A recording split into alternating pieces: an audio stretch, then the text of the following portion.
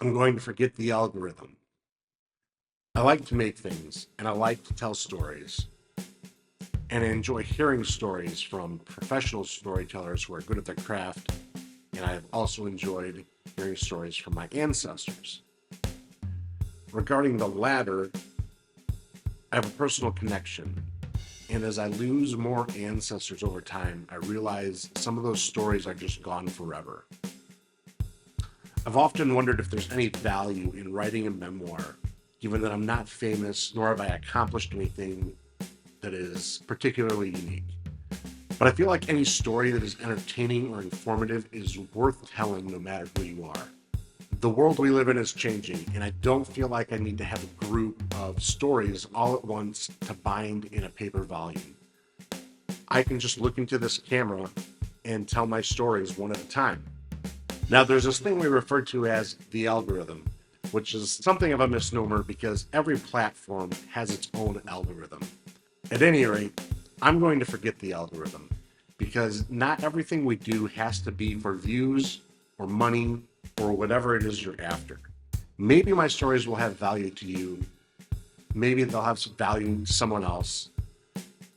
And maybe that value is now, or maybe it's 100 years in the future. It is admittedly challenging to do this with a captivating energy when no one else is in the room. It feels kind of like bad acting. I also wish I had, more of a professional studio, more bells and whistles, but I think I'm doing okay right now. On the bottom of my computer monitor, I have 3 post-it notes that read, "Start where you are, use what you have, do what you can."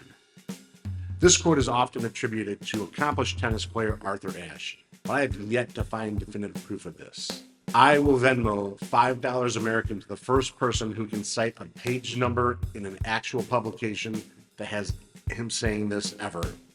But I digress. The spirit of the quote is more important than who said it.